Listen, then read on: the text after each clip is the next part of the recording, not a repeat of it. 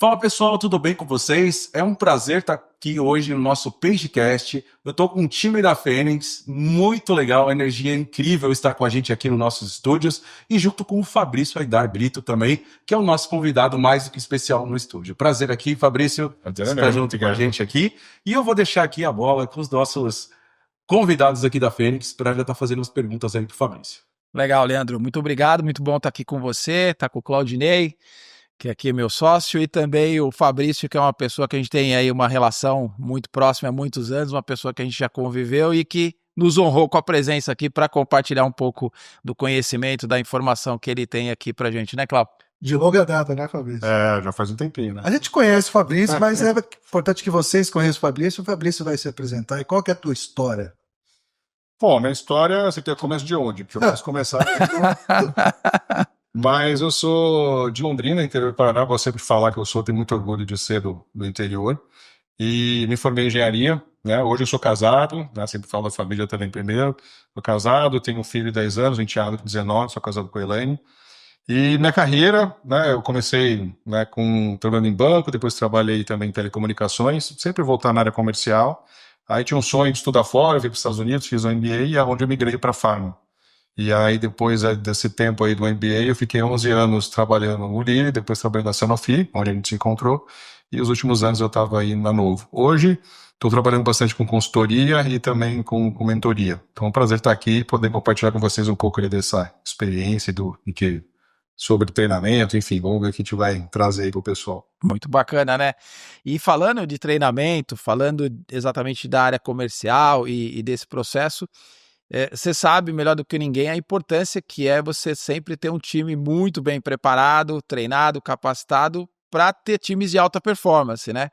Conta um pouco pra gente, nessas tuas várias fases aí, o quanto isso foi importante, e a gente sabe que você é um executivo de sucesso, o quanto você construiu nessa jornada, tendo times muito bem preparados aí.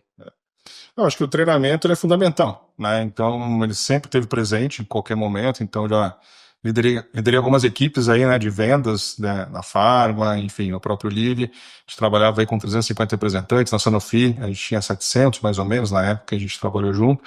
Então, o assunto treinamento estava sempre em pauta, né? Porque o treinamento é uma coisa constante e infinita. Você vai estar sempre trabalhando em relação a isso. E quando a gente fala de equipes de alta performance, a gente fala muito dos 4 Cs. Né? A gente tem que ter clareza para entender quais são os objetivos, do que a gente quer buscar. A gente tem que ter confiança, né? Tanto do time entre os colaboradores, mas também com o próprio líder.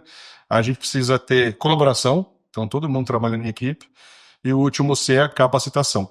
Então a capacitação ela é fundamental para que as equipes continuem performando sempre. A gente fala muito de afiar o machado, essas coisas todas. Mas o treinamento, né, ele precisa seguir um ciclo. Então, desde o começo, quando você entra, por exemplo, na indústria farmacêutica, você tem a escola de nomes, né? Até da época, a gente vai mudando os nomes. Mas a primeira coisa que você faz quando você entra, né, numa empresa ou no próprio, né, mundo farmacêutico é o treinamento. Então, você vai ter um treinamento para você começar a sua carreira. E aí, depois disso, você precisa ir evoluindo. Né? Eu lembro muito bem que a gente sempre tinha alguns pilares. Então, eu trabalhava muito com modelo de competência. Né? Então, primeira coisa quando você tem um modelo de competência, assim, o que eu espero desse profissional? E tinha alguns pilares que eu achava fundamental ali quando a gente trabalhava com o modelo de competência. O primeiro pilar é o pilar do conhecimento técnico.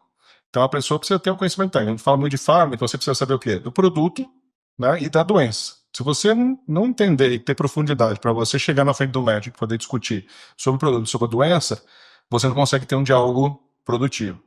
O segundo ponto era você ter técnicas de venda. Então, precisava muito preparar, né, esse representante, esse consultor, esse vendedor, com as técnicas de venda. Então, você tem um modelo de venda estruturado de como eu vou abordar o médico, como é que eu vou conversar com ele, como é que eu abro a visita, como eu preparo antes, né, porque a visita, né, ou a consulta ou a venda, ela começa com uma preparação antes, você conhecendo o seu cliente, planejando a sua interação, aí depois você vai lá e executa. Então, você ter esse conhecimento, primeiro do produto da doença, depois de técnicas de venda. Né? E o terceiro pilar que eu achava fundamental também é conhecimento estratégico. Né? Estratégico e analítico. Porque você precisa entender o seu território, entender onde estão suas oportunidades, entender, fazer uma matriz SWOT, né, oportunidades, fraquezas, enfim. Então você precisa ter essa parte analítica muito bem desenvolvida também. E por último, né, que é a base de tudo, é comportamento. Né? Então, qual a sua atitude, como é que você acorda todo dia, você é um cara mais positivo, você é um cara mais proativo.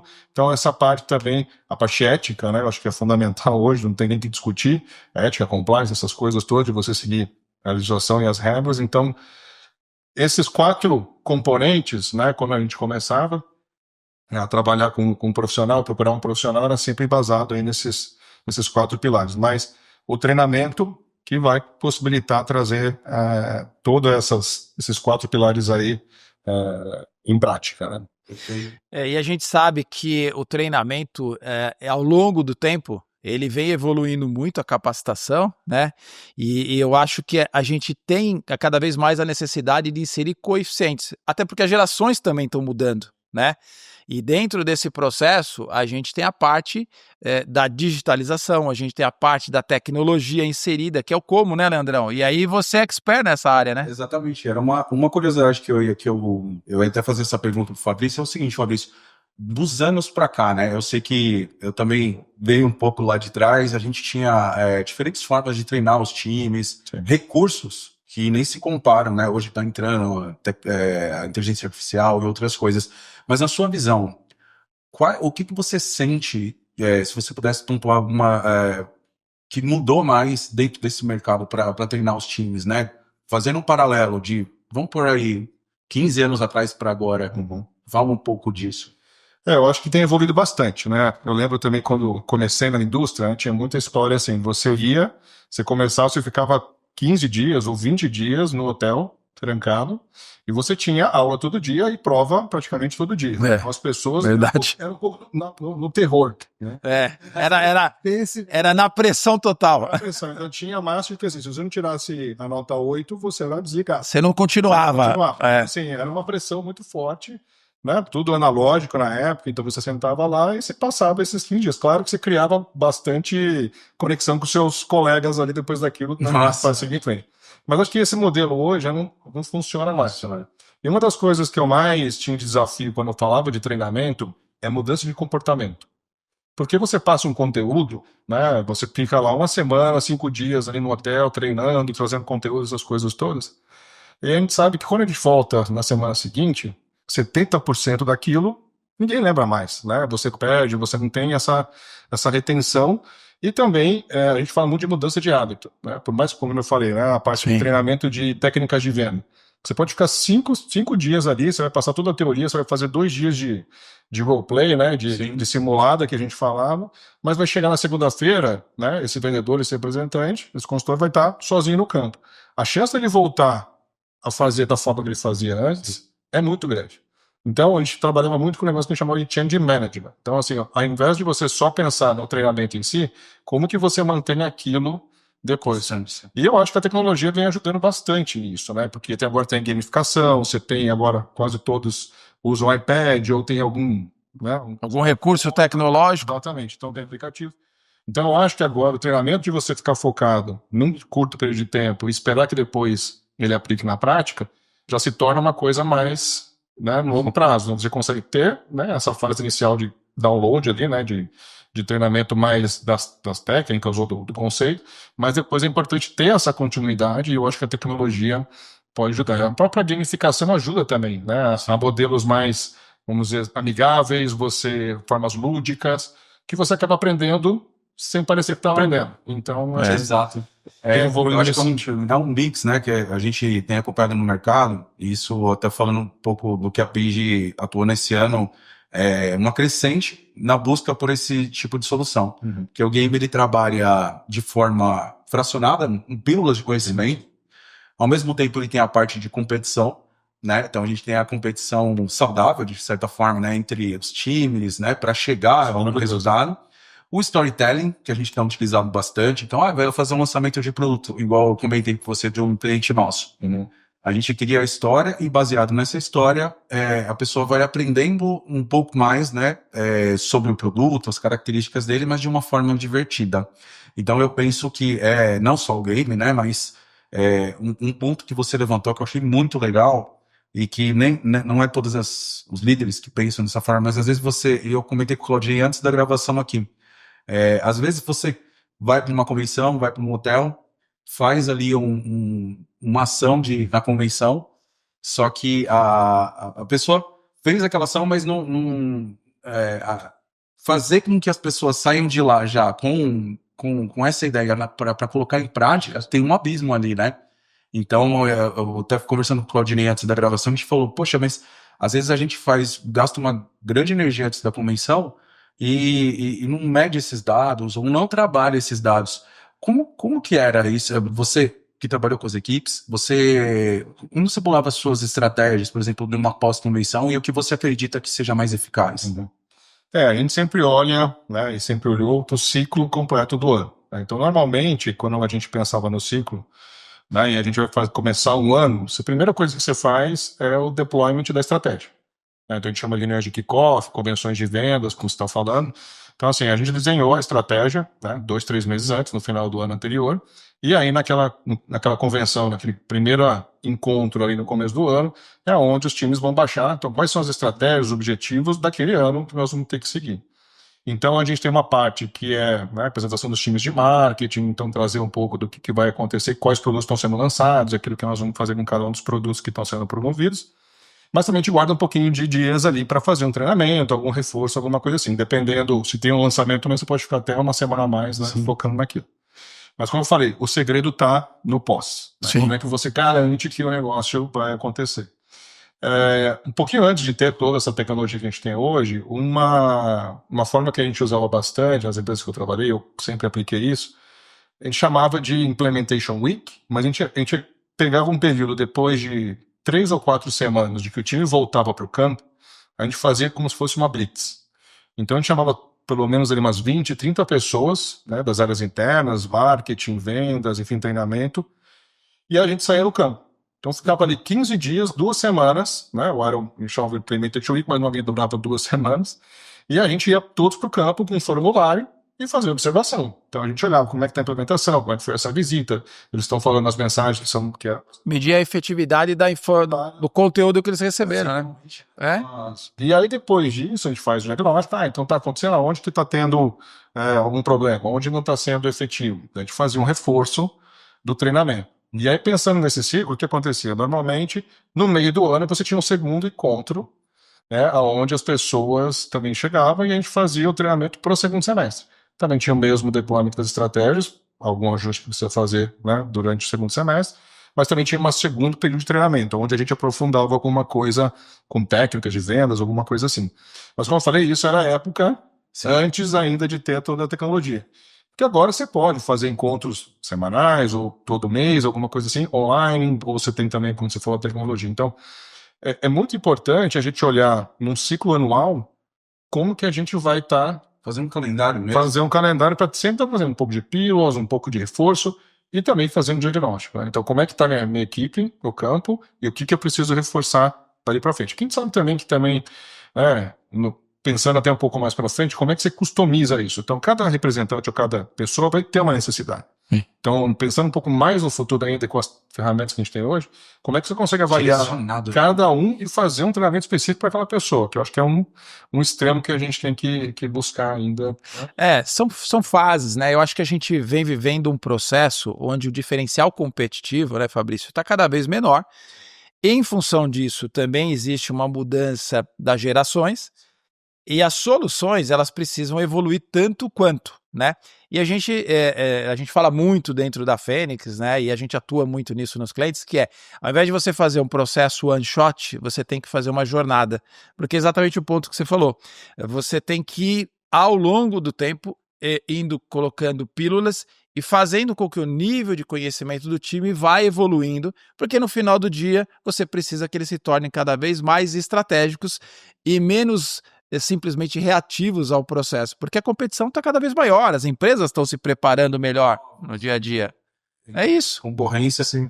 E você sente, Fabrício, uma diferença, falando de geração, né? Porque cada geração pensa de um jeito, tem um estímulo de um jeito. Eu vejo a nova geração, principalmente, você vê aquelas, muito rápido as coisas. Sim. Eles não têm, às vezes, uma paciência que nem Eu sou da geração ali dos anos de 81, né? Eu sou do cara que gosta de ler, entender ali. A nova geração, ela não tem muito tempo, tem muito texto, cara, ela nem olha. Então, como que a gente cria um sistema linear de treinamento para que atenda, porque o mercado está com todas as gerações ali. Sim.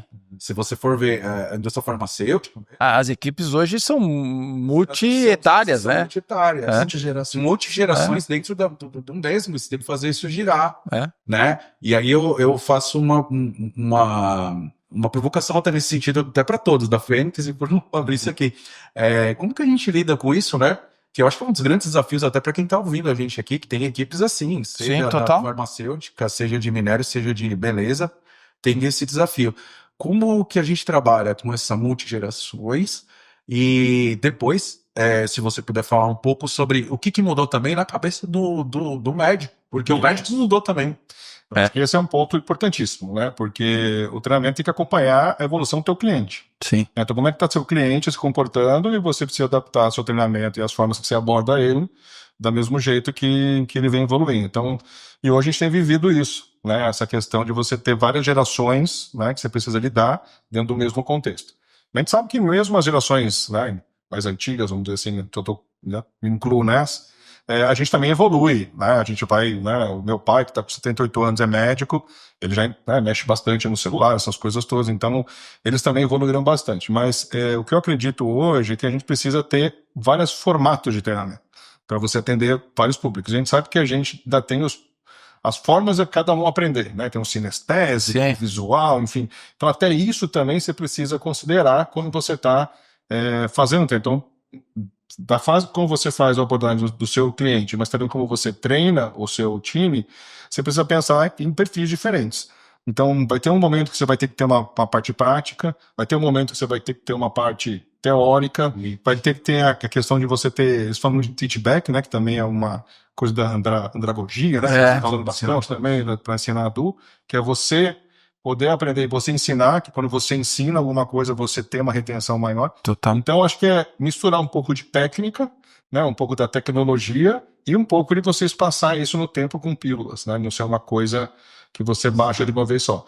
Mas tem uma coisa também que a gente tem observado muito, que é a evolução tecnológica. Sim, né? Então, não só na farma, mas acho que em todas as áreas aí, enfim, de mercados, a evolução com relação à multicanalidade. Né? Então, hoje, o próprio representante hoje tem várias formas de chegar no médico. Né? Hoje tem desde o WhatsApp, e-mail, você pode fazer um Teams, Zoom, né? Fazer uma chamada online e a própria visita presencial. Então, o próprio time também tem que lidar com essa complexidade a mais. Né? E também todas as empresas estão buscando a customização, né? A customização da abordagem do médico.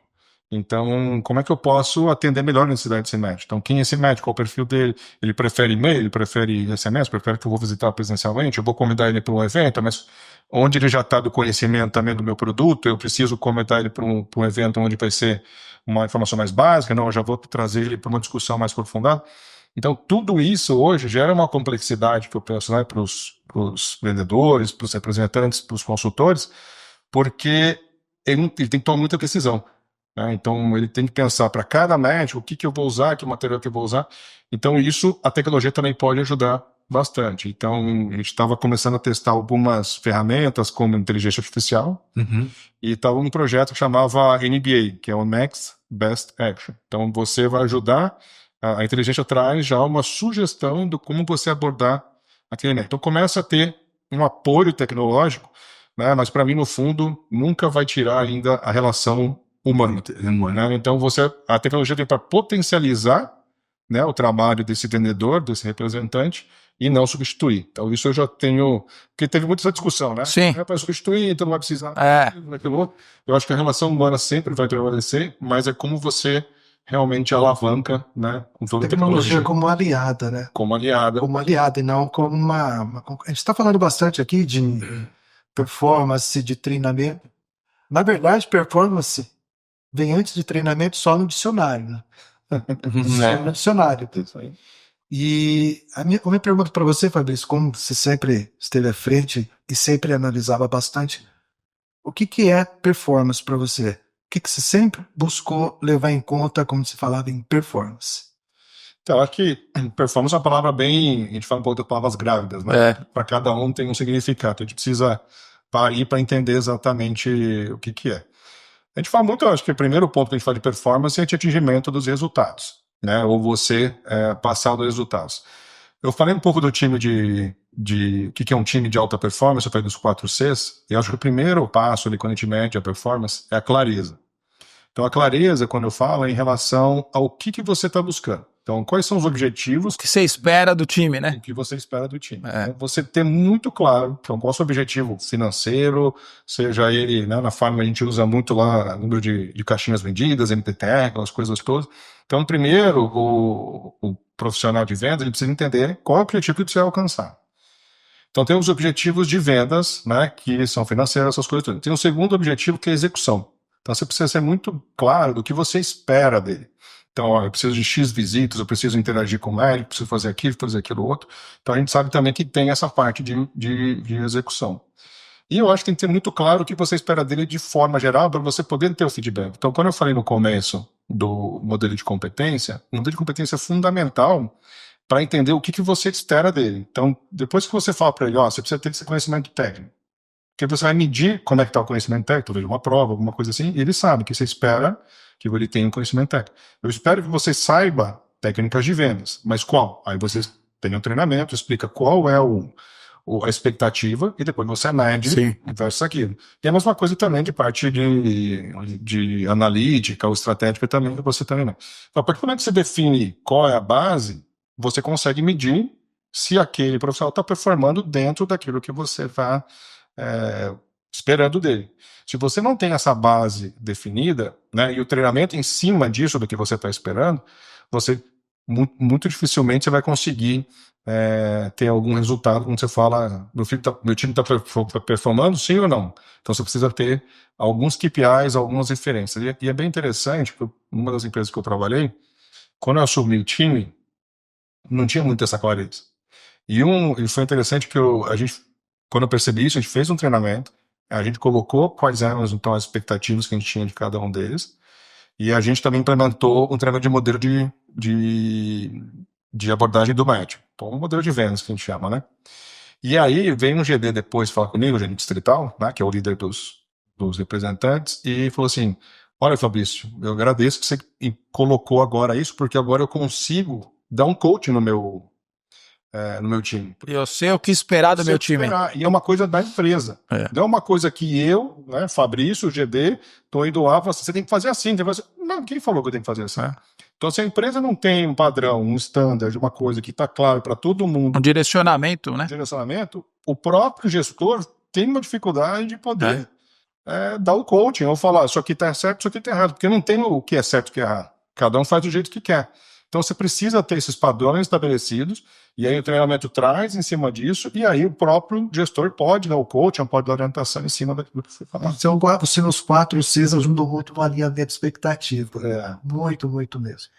Eu queria aproveitar e fazer um gancho dois pontos que o Fabrício trouxe que são cada vez mais fundamentais, porque a gente tem uma equação que, de um lado, a gente tem o consultor, a gente tem a empresa, mas do outro lado a gente tem o cliente, né? A gente está falando aqui muito, às vezes, do médico, mas também pode ser, às vezes, a farmácia, pode ser o atendente, pode ser o farmacêutico, porque existe uma relação, né, multi-cliente ou multi-stakeholder aí que a indústria acaba atuando.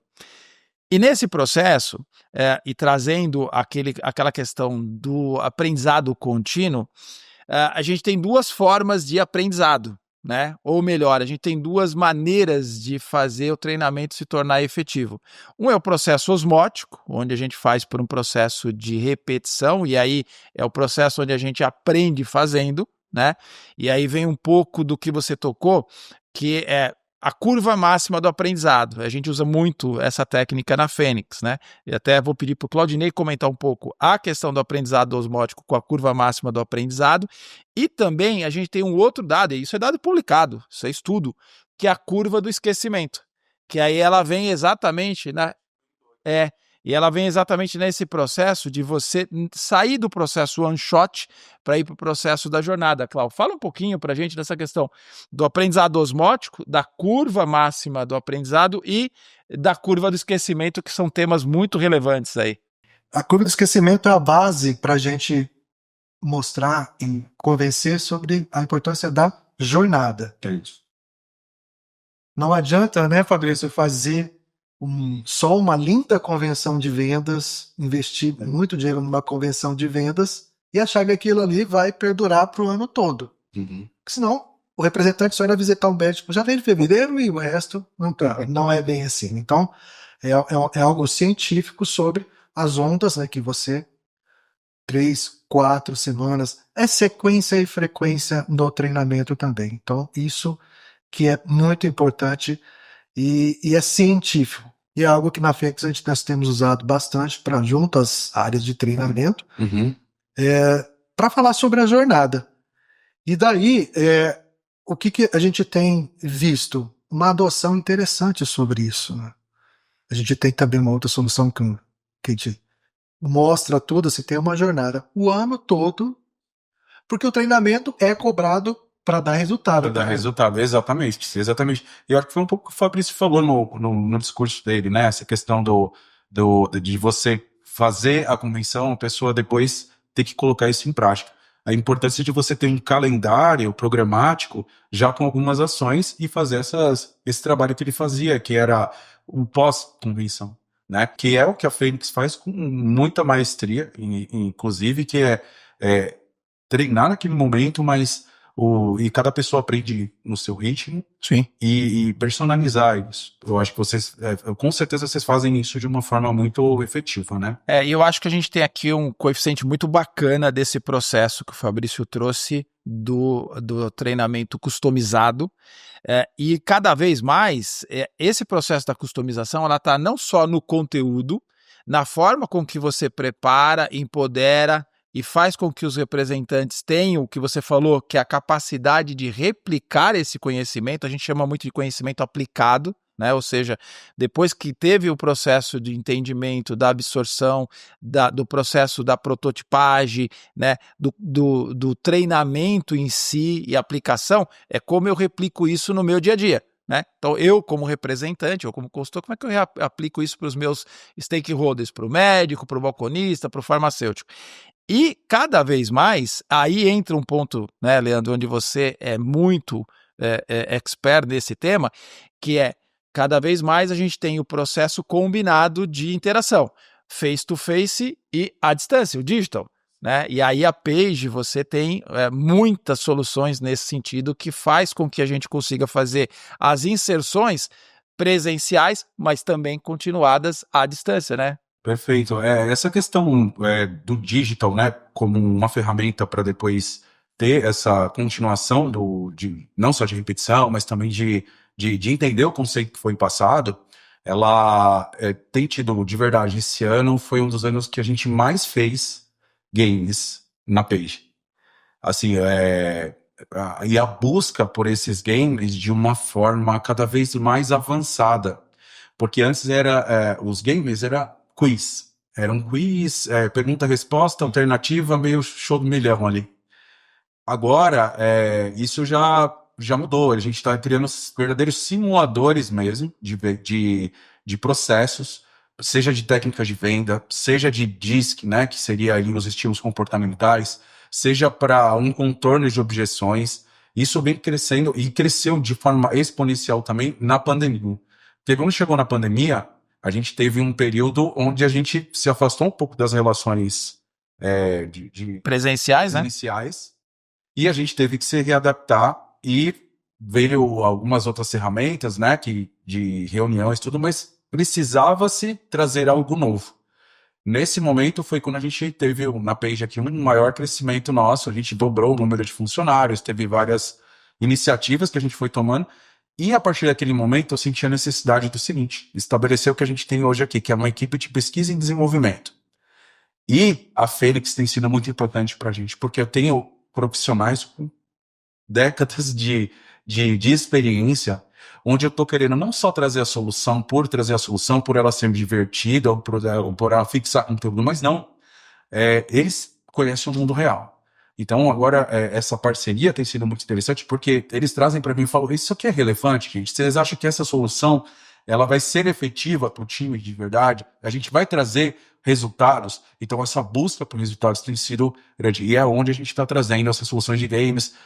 Nós estaremos, inclusive, Fabrício, vou deixar de antemão aqui para você o convite para que a gente faça parte ali do Conar. A gente vai estar no Conar esse ano.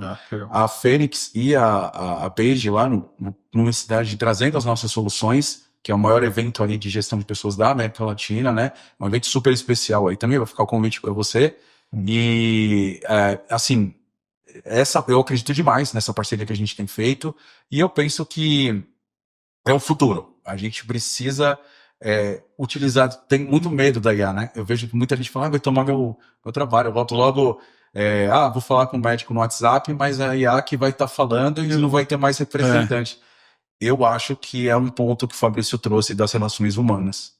Essas relações, para mim, elas não são inegociáveis. Sempre vai ter, e quanto o representante que enxergar isso, ele vai ter um diferencial, na minha opinião. Não sei o que você acha. Sim, essa discussão já é longa, né? Desde a pandemia acelerou bastante isso, né? E a gente já teve algumas iniciativas até na própria Sanofi de representante remoto, a gente já testou vários modelos, enfim. Mas no final, né, até interessante, pós-pandemia, onde a gente achou que a parte digital ia ficar muito forte, não.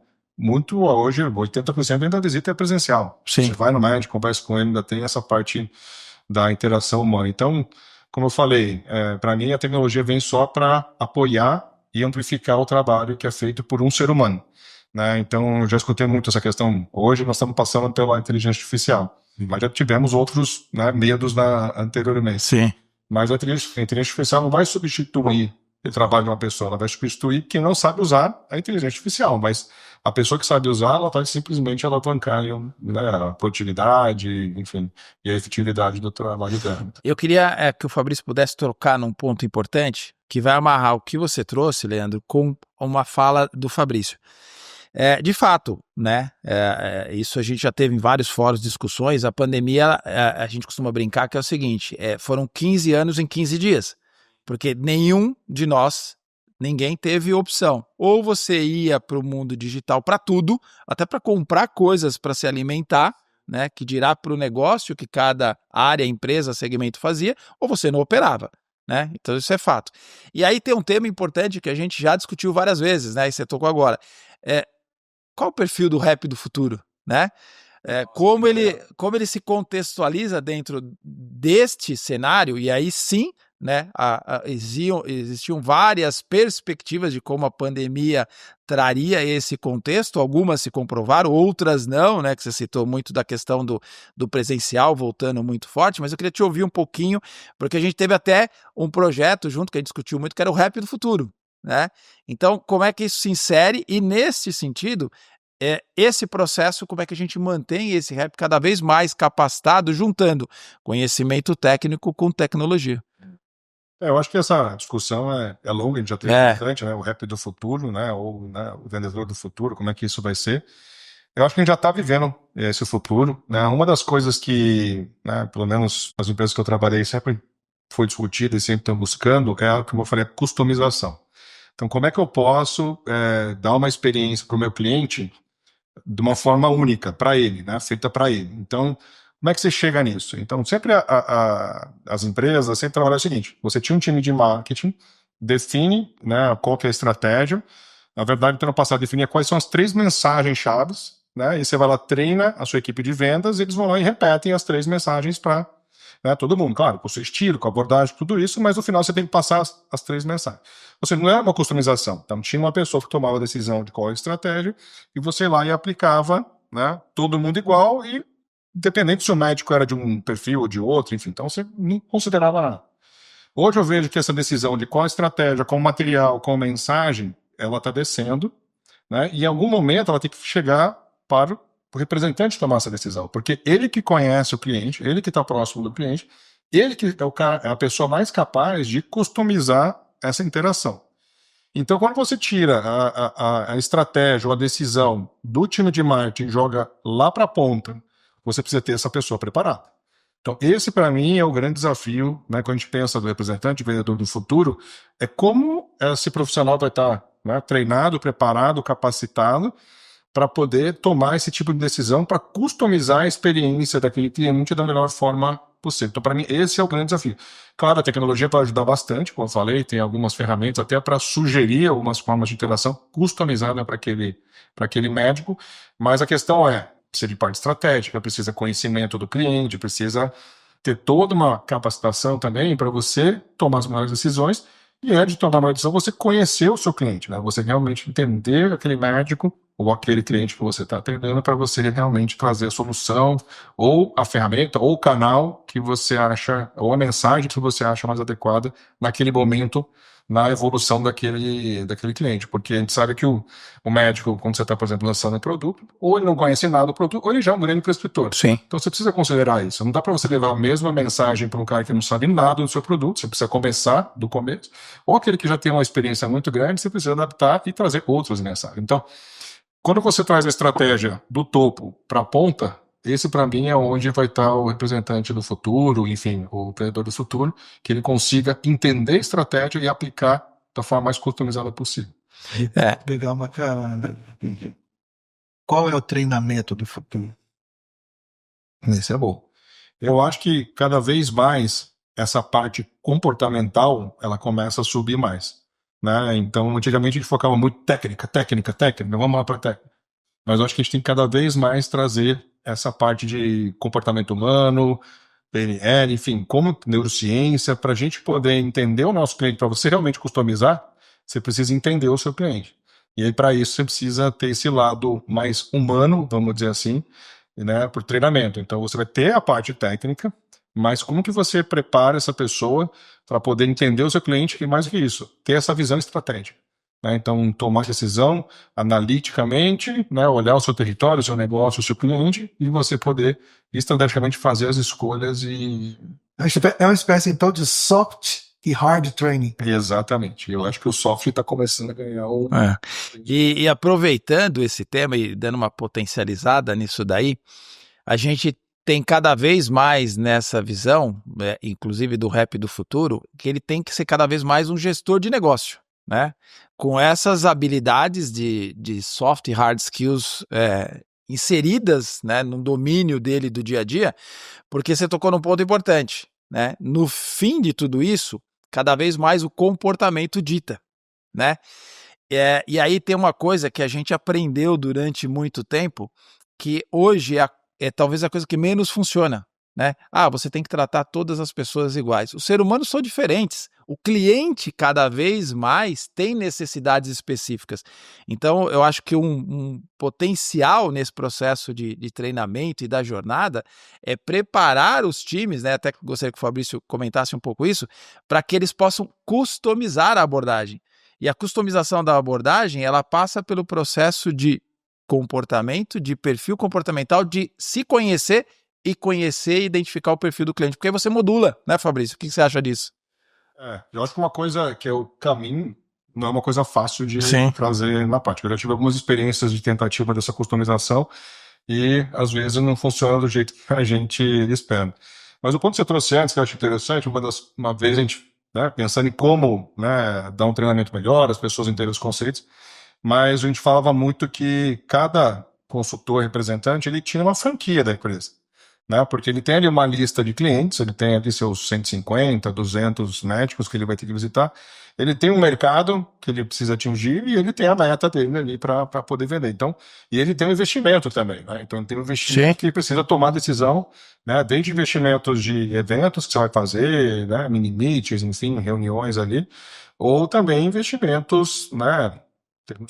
O tempo dele é um investimento, Então, assim, ele precisa entender como é que ele toma a decisão, de onde focar, quais são os principais, quem ele vai visitar 2 vezes, quem ele vai fazer, onde ele vai investir mais tempo ou outro. Então, tudo isso, ele tem uma franquia. Então, no final do dia, ele precisa ter essa consciência.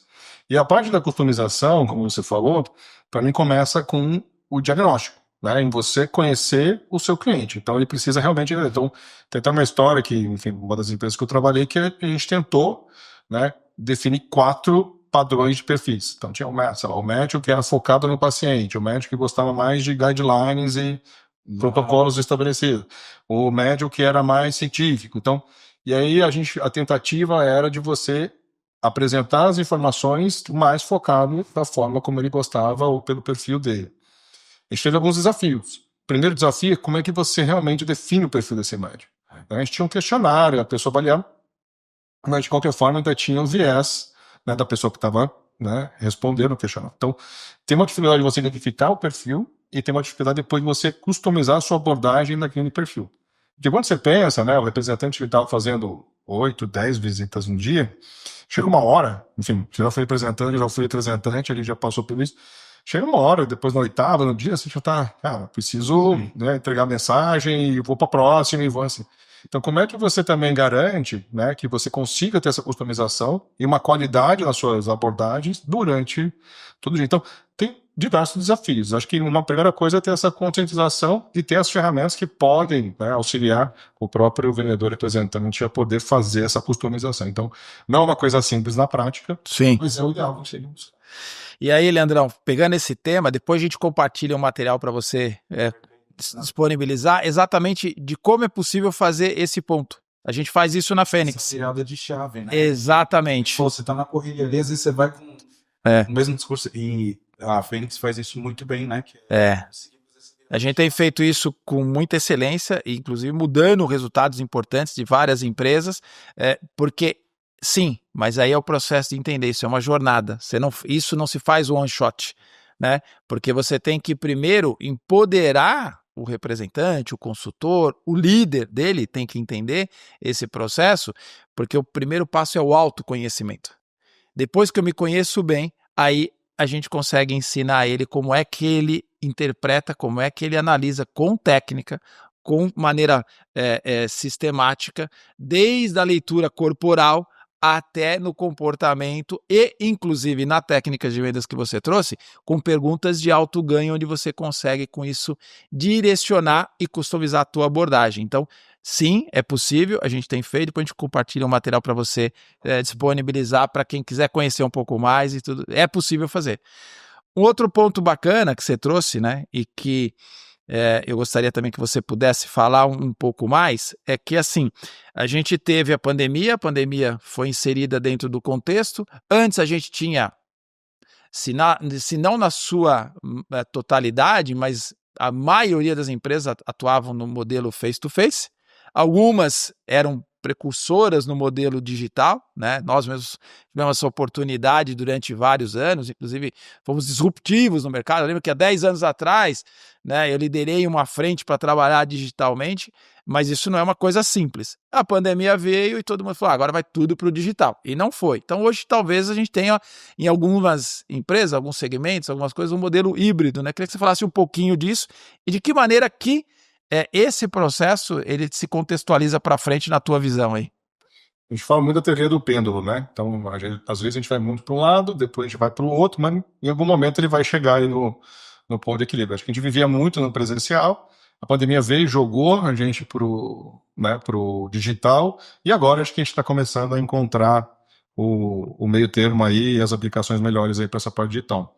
Uma das coisas que a gente aprendeu, né, durante esse período da pandemia, né, e pós também agora, tentando até forçar um pouco mais a parte do digital, é que não adianta forçar, né? Então, as coisas têm que ser naturais e têm que encaixar conforme a necessidade. Então, uma das coisas que estão sendo bem efetivas, né, até com os clientes, os próprios médicos, né, no caso deles farmacêutica, é que assim, a hora que cabe a presencial, vai na presencial. Mas como também cabe uma digital, né, uma ligação ou uma ligação por vídeo, também funciona. Então a gente tem hoje, dependendo do tamanho do território, né, representantes que é setor de viagem. Então ele não vai estar sempre, né, toda semana naquela região, naquela cidade, enfim, naquele mês.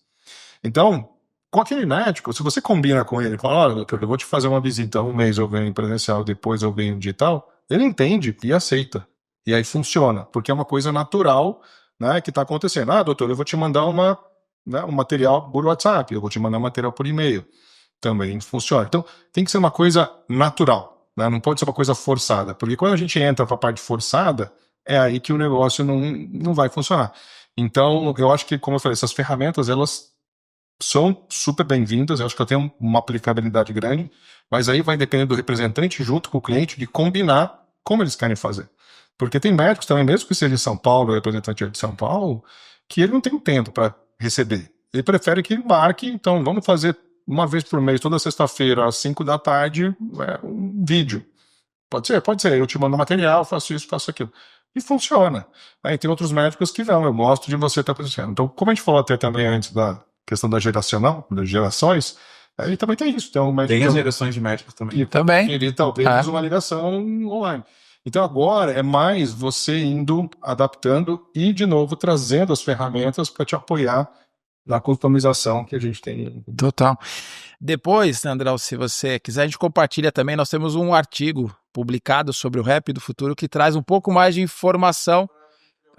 Quem quiser, a gente tem um material publicado, inclusive na Sociedade Brasileira de Treinamento e Desenvolvimento, falando um pouco desse contexto, de como se contextualiza, como pode ser uma das visões de Rap do Futuro aí, com esse modelo de presencial e à distância. Como você atua também como mentor, e a gente está falando de performance, né, e treinamento, e nas suas mentorias, então, provavelmente alguém que peça algumas alternativas, assim, no que eu me capacito para obter a melhor performance. Não? Se você puder compartilhar algum desses pontos aqui com a gente. Na mentoria, enfim, desde quando trabalho nas empresas, agora também, né, fazendo um pouco da aplicação da metodologia que eu desenvolvi, a gente sempre começa com o diagnóstico. Né? Então, onde você está? Então, quais são hoje suas capacidades, habilidades, conhecimento, tudo que você tem hoje, né, que você adquiriu no decorrer do seu tempo. Então, onde você chegou? O que te trouxe até aqui? E depois, numa outra sessão, a gente define muito para onde você quer chegar. Né? E aí, quando você define, então, o seu objetivo daqui 5, 10 anos, qual posição que você quer chegar, onde você quer evoluir, aí a gente consegue realmente desenhar um plano de ação do como atingir lá. Então, basicamente são 3 passos simples, né? Mas primeiro você precisa de um diagnóstico aprofundado, e eu acho que entra um pouco daquilo que você falou, da parte comportamental. Então, você fazer um assessment com DISC, alguma outra coisa, você se conhecer é importante. Né? Das coisas que você gosta, onde você tem habilidade, muito falando do Ikigai, né? O que você é bom, o que você gosta, o que dá dinheiro. Né? Se você achar esse sweet spot, essa tríade, você está feito na vida, né? Você vai ser feliz. Mas você precisa entender, então, um pouco disso. Quais são os seus motivadores, suas coisas que você gosta, então, as coisas que você faz bem.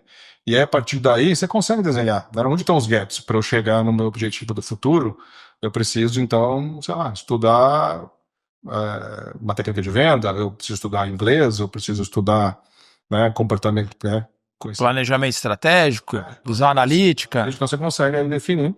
E aí, depois disso, você tem aquela questão dos treinamentos, né? 70, 20, 10, então você atende um pouco estudando, mas muito na prática, e um pouco com mentoria também de alguém que já passou por aquele percurso que você quer percorrer. Eu tenho um tema que ele está sendo muito buscado aqui na Page também, que é cultura empresarial.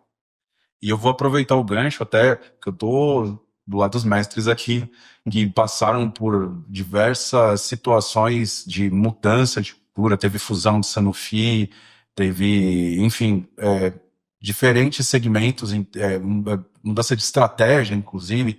Então eu queria que tanto o Fabrício quanto o Claudinei e o Ale também pudessem falar um pouco dessa questão que tá em alta, tá? Por isso que eu tô trazendo esse tema e aproveitar um pouco da experiência de vocês nesse sentido.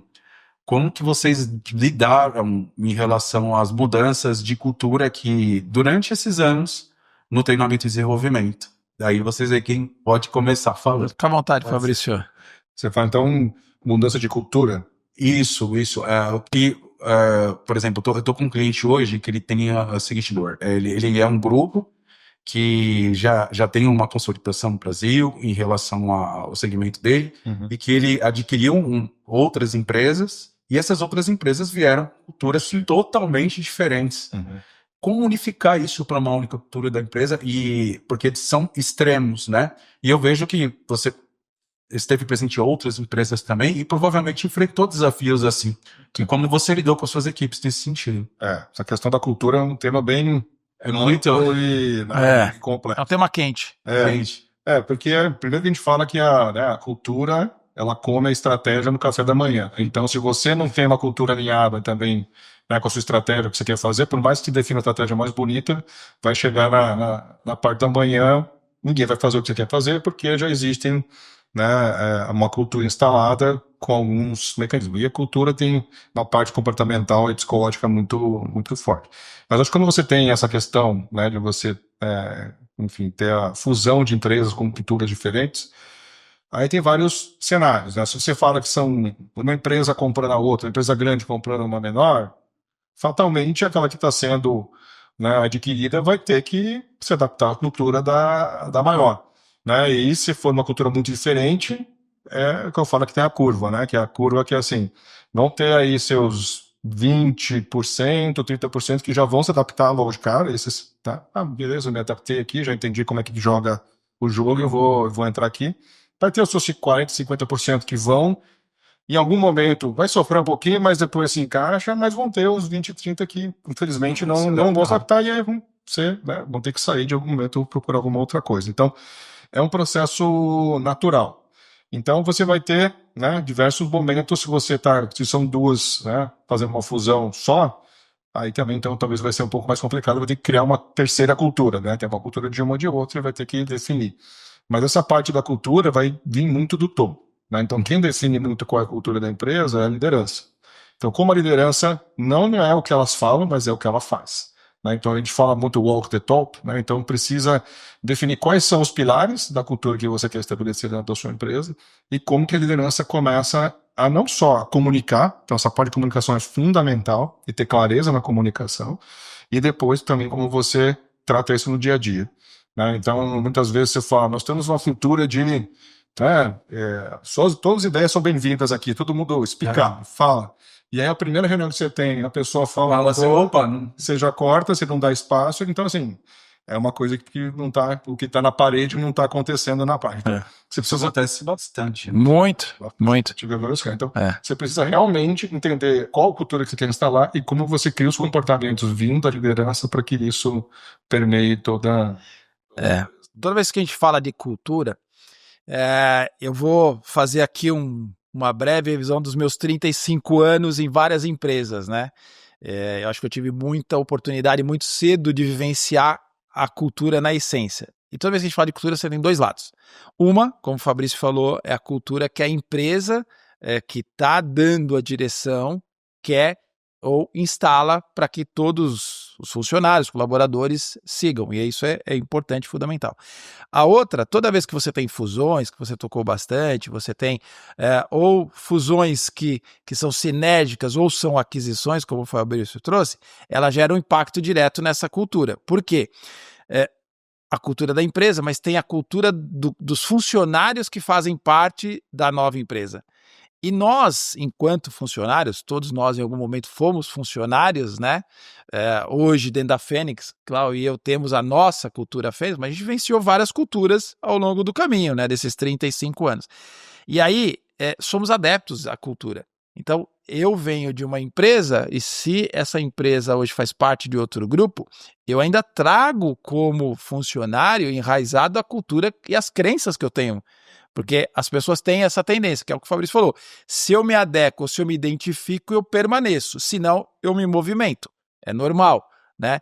E, ao mesmo tempo, do lado da empresa, se ela tem um grupo de pessoas que se adequam, vão naquela direção, potencializa. E, em outros casos, a própria empresa também, às vezes, tem que promover mudança, porque a cultura não se discute, né? Ou o direcionamento da cultura tem que ser seguido, porque é aquilo que a empresa enxerga lá na frente, né?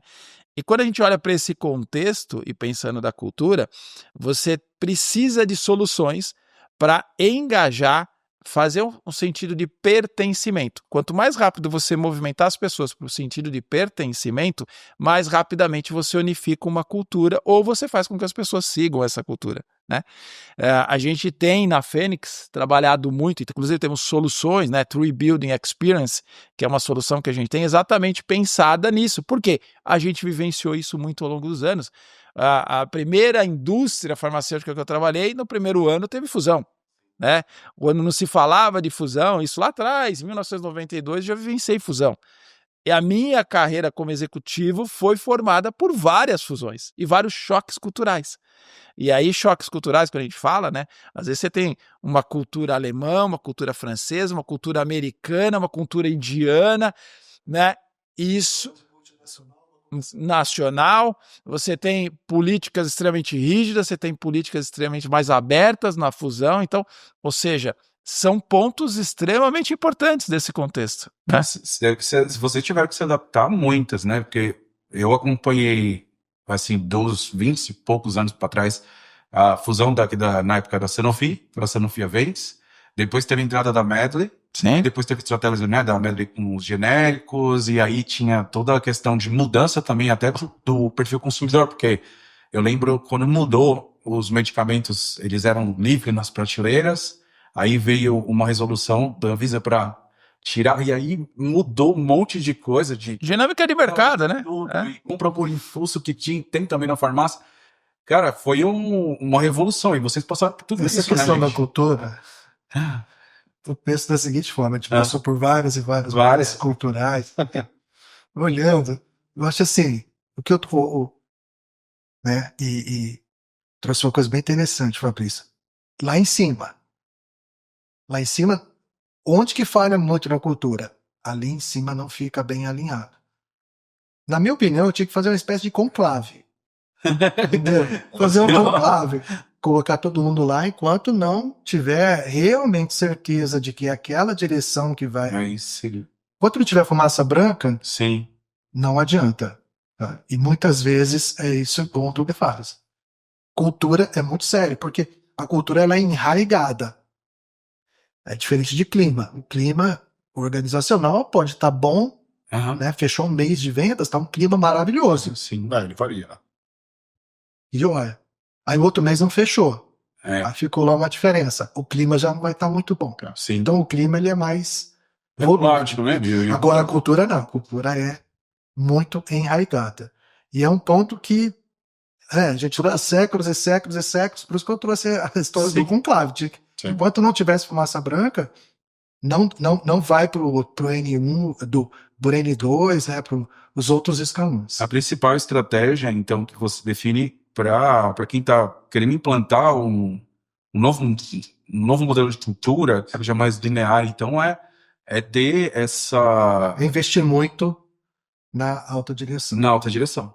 Para isso, e o caminho muito traçado por aquele seu... Eu acho que tem 2 pontos. Um é o que o Cláudio trouxe, e o Fabrício falou bem, que é, você precisa primeiro ter o direcionamento estratégico cultural da empresa, porque a cultura ela tem por base, por sustentação, o direcionamento estratégico que a empresa enxerga como sendo a direção que ela vai. Então, esse é o primeiro passo, que é o que o Cláudio falou. Se não tiver muito bem alinhado, você tem ruído na comunicação para baixo.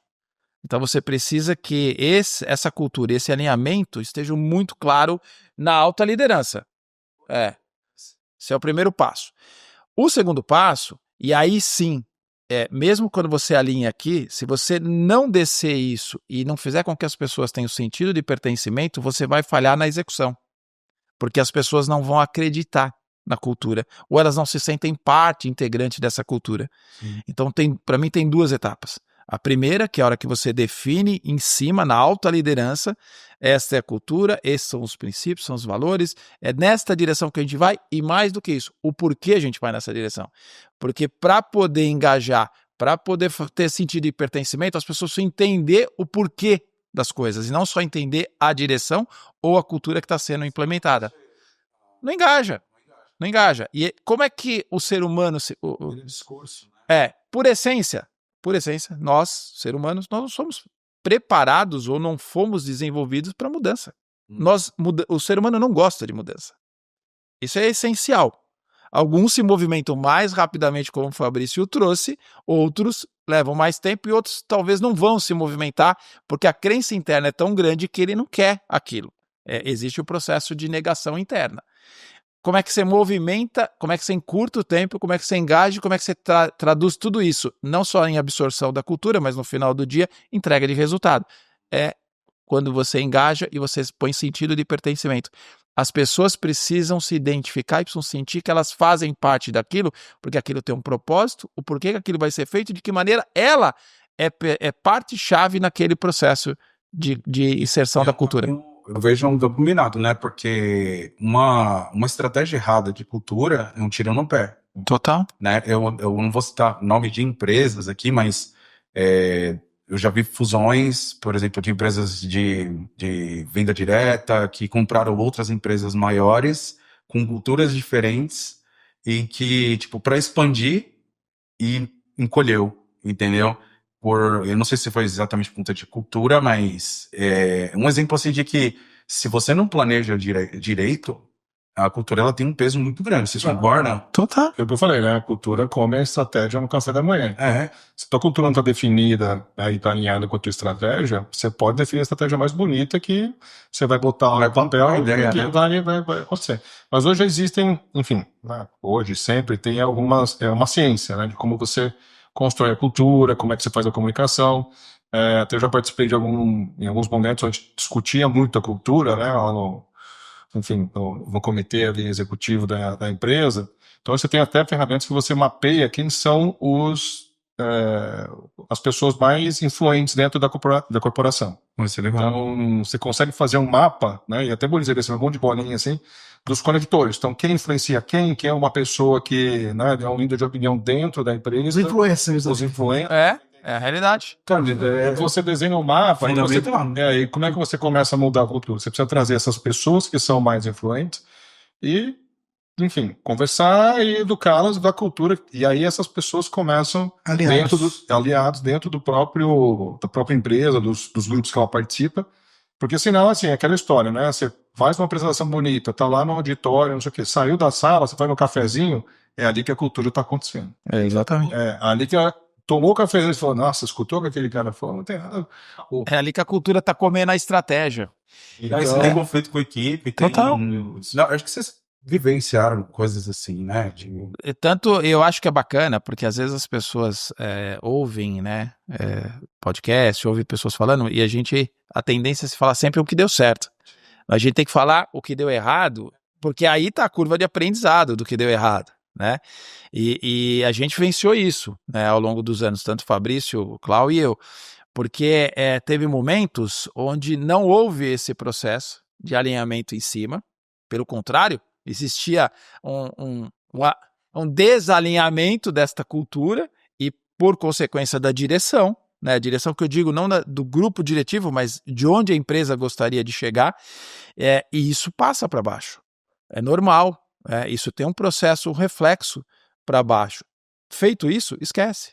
Você não está na direção que se espera e não vai ter efetividade. Você trazer a liderança para isso, você precisa entender, porque cada time, com o seu líder, ele é um microclima. Ele tem uma mini cultura, né? Um pouco do braço da cultura. Então, e você pensa em times que trabalham longe da sede, né? Como o caso de vendas, representantes, assim. Então, você tem um gerente distrital, enfim, lá no Nordeste, que é longe da sede. Qual que é aquela cultura que é criada ali? O que é a conversa que está acontecendo? Então, o líder daquela, ele é o presidente daquela reunião. Sim. Então, ele precisa tentar alinhado com essa cultura. Ele tem a consciência disso. Até mesmo para a questão da cultura, tem que ter treinamento. Sim. Não, totalmente. Porque se o seu líder não comprar... E você tem que fazer uma coisa, o Fabrício tocou. O Brasil é um país continental. Você tem diversos Brasis dentro do Brasil. E nesse processo de cultura, de direção, de estratégia e de engajamento, você precisa evitar o marketing rural, que é quando começa esse processo de que aqui na minha região é assim, né? Aqui no meu território é assim, aqui na minha região é assim. E aí você passa a deixar de ter uma cultura única e você passa a ter o processo de customização da cultura para a realidade local. E aí vira um caos, porque cada um opera de uma maneira diferente, a empresa não tem efetividade. Sim. Eu já vi empresas que, por exemplo, a cobrança era muito nos restaurantes de vendas, né? E e deixava o treinamento um pouco meio que de lado e não enxergava os dois como algo junto, porque na minha visão, assim, o treinamento, ele tem que ajudar nas vendas. Os dois andam junto para você alavancar essas vendas. E muitas vezes, se você não tem uma cultura dentro da empresa onde o seu líder compra isso como algo importante, treinar o time é importante, você acaba tendo, meu, faz aí, passa os slides rapidinho, tipo, não absorve, às vezes Não pode ser pro gasta forma. uma energia gigantesca, tem a consultoria, tem o gerente de treinamento, tem o marketing que vem, que elabora e tal, e quando chega na ponta, por isso que eu tô falando da questão da cultura ser importante, se o líder não tem a percepção de que aquilo vai fazer diferença na equipe dele, é um trabalho jogado fora. Total. Então, eu não sei se vocês tiveram também esse tipo de situação. Eu já tive situações, inclusive, eu lembro em empresas da indústria farmacêutica, às vezes falam assim, o líder que era o GD, ele treinava os representantes, arrebentava no receituário, mas estourava lá no audit dele. Chegava lá na ponta, ali na farmácia, que tinha um outro trabalho que era feito dentro da farmácia lá, cara, faltava produto, não tinha o produto ali, gerava. E assim, por quê? Porque o outro, André contra o time, eu gerava a receita, mas não tinha o produto ali. Então, as equipes estavam com diferentes pensamentos em relação a isso, treinamentos diferentes. Vocês viveram isso? Sim. Sim, e tem um ponto importante aí, né? O Fabrício tocou. Nossa, você tem níveis de liderança. E a principal liderança para gerar resultado dentro de uma empresa é a liderança direta dos vendedores, dos promotores, dos consultores, porque são empresas. E ali, se ele não tiver engajado naquilo que você trouxe, se ele não entendeu, se ele não acreditou, ele não replica do jeito que foi desenhado, ele vai fazer do jeito dele. A hora que ele faz do jeito dele, você perde o processo de unicidade, você perde o processo de efetividade do que foi desenhado e o porquê foi desenhado. Né? Então, é muito importante você engajar esses líderes. E aí, como é que você engaja? Ele precisa saber o porquê da direção. Se você simplesmente disser para ele, ó, é isso que tem que fazer, ele não entendeu, ele não internalizou, ele não vai aplicar. Porque todos nós temos o quê? As nossas verdades absolutas, temos as nossas crenças internas, e aí a gente tem sempre um modelo de sucesso. Né? Isso não é diferente do gestor direto ali, do gerente distrital, algumas empresas chamam de gerente regional, gerente de área, né, dependendo do segmento, gerente de time, não importa. Estas pessoas é quem estão fazendo com que o exército que está na rua possa ser mais efetivo ou menos efetivo. E aí, se elas não tiverem aderentes, integradas, conscientes e engajadas com a cultura e o clima organizacional que foi pré-estabelecido e o porquê foi pré-estabelecido, ela não replica aquilo. Ela, entre aspas, num determinado momento, ela, ok, estamos juntos, mas a hora que ela vai, não, vamos fazer aqui do meu jeito que eu sei como é que a gente entrega resultado. Principalmente a hora que você vai para vendas, que a pressão da venda é diária, né? Terminou o dia, você começa um novo dia, nova pressão de entrega de resultado. É assim que funciona. Mas eu acho que é um ponto importante mesmo que você trouxe, porque se o líder, enfim, aí para tudo, né? Qualquer assunto que você queira permear na corporação, você precisa que o líder tenha essa consciência. Se ele não tem a visão de que o treinamento é um ponto importante, vai ser difícil mesmo, porque ele recebeu muitas vezes das próprias empresas, os times de treinamento das empresas. Eles muitas vezes têm 2 pessoas. 3 pessoas no máximo. Então, o apoio de trazer consultores e empresas terceiras especializadas é muito importante. E aí, às vezes, também o time de treinamento de vendas fica embaixo do RH, ou eu já vi empresas que ficam embaixo de vendas, ou fiquem... Então, assim, até isso também mostra um pouco de como é que está o foco da venda. E aí tem muitas vezes isso que você falou. Nossa, eu estou aqui com a meta abaixo. Eu não vou parar uma semana e treinar minha equipe. Sim. Né? Ou eu tenho assim, eu preciso treinar, né? Porque o global me pede para treinar X horas no ano e vira um problema. Então eu vou lá, treino, faço um check e agora, né, segue a vida. Então tudo isso... Só para estatística mesmo. Estatisticamente. Então, qual que é a tua intenção quando você faz um treinamento? Então, sua intenção e o valor que você enxerga que vai ter resultado. E outro ponto que você falou, acho que, né, o Ali tocou também, é o gerente distrital ou líder daquela equipe de vendas, ele ter consciência que uma das atribuições dele é treinamento. Sim. Então, ele é um treinador. ele precisa também, na hora que ele está saindo, né, uma visita a campo, saindo a campo com o representante, ele precisa treinar ele também. Então, e para ele treinar, ele precisa ser Preparado, precisa ser treinado. também. Então, e eu também vejo que muitas vezes eles não têm essa consciência. Ah, quem faz treinamento é o time de treinamento. Eu não tenho que fazer nada. Sim, e é o papel. E ele tem que ser o guardião de todo o conhecimento que for escalonado. Então, é aquilo que a gente falou agora há pouco, né? Se você não tiver com as escalas da liderança muito bem preparadas, você não vai deixar o seu time muito bem preparado. E o Fabrício trouxe uma realidade. Se eu estou no papel de um gestor de equipe, tudo aquilo que eu recebi de input, de direcionamento, de conhecimento, eu preciso fazer com que o meu time aplique aquilo no dia a dia. E para isso eu preciso atuar também como treinador do meu time no dia a dia. Sim, sim. Eu via isso muito na época mais antiga, quando eu conheci vocês lá, a importância que o time de vocês era incrível. De verdade, o time da Sanofi naquela época era incrível. Vocês tinham um foco muito na importância desse treinamento, né? E eu vejo que ele foi, nas empresas em geral, foi se reduzindo os times de treinamento, né? Cada vez Sim. você não via aquele esquadrão que tinha, né?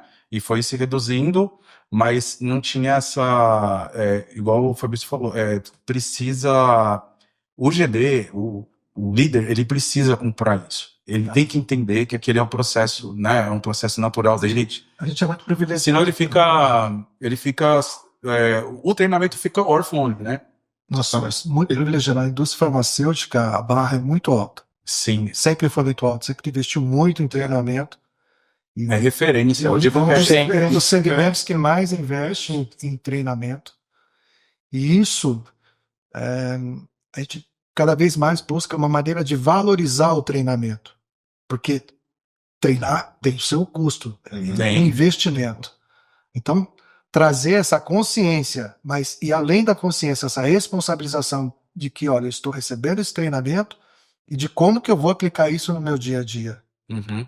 E a experiência entra muito nisso. A melhor experiência possível com o treinamento vai me motivar cada vez mais a aplicar no dia a dia. Por quê? Porque eu vou enxergar a razão, o porquê, e isso vai me beneficiar no quê? A minha performance, né? Porque a gente está falando de treinamento e performance. Exato. Então, treina com a melhor experiência possível para comprar aquela ideia, aplicar no campo, que é a melhor performance. Sim. E tem um ponto que o Cláudio trouxe, que você mencionou e o Fabrício também. O grande desafio quando você está numa empresa, ou quando você está no poder de decisão, né, de selecionar o tipo de treinamento que você vai fazer, é olhar que o treinamento ele não é uma despesa, ele é um investimento. E ele precisa ser feito com esse olhar não de checking, né? Não de que tipo assim, cumprir uma meta, né? O líder tem um papel muito importante na tomada de decisão, de trazer, né, consultorias, trazer empresas, porque é experts no tema, seja ele digital, seja ele de conhecimento, o que ou como, né? Mas que isso seja olhado como um processo de investimento e não despesa. Porque quando você olha como despesa, você influencia a cadeia. Exato. Né? Você está fazendo exatamente porque alguém falou que tem que fazer, porque a área de recursos humanos, olha, precisamos desenvolver tal habilidade, ou recebemos do global, ou recebemos de alguém dentro da empresa.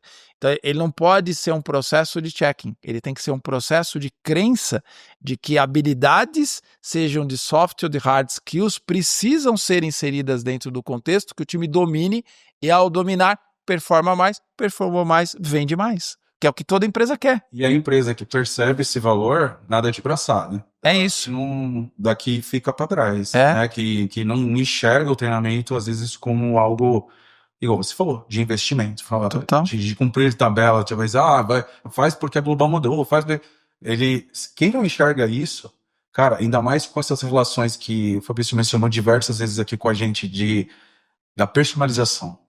A personalização, de que forma você faz? Com técnica, com PNL, com raporte, com entendimento do comportamento humano, com poder de persuasão, poder de convencimento, né? De envolver o seu cliente final. Quando você envolve e você gera confiança, cara, você tem eu tenho, por exemplo, do meu negócio aqui na Page, eu tenho um gerente de treinamento que eu comecei com uma pessoa como trainee, e eu ajudei ela a montar um time de board, e ela é a minha melhor vendedora hoje da Page, porque ela, na verdade, ela não é minha vendedora. Para onde ela vai, ela leva a gente.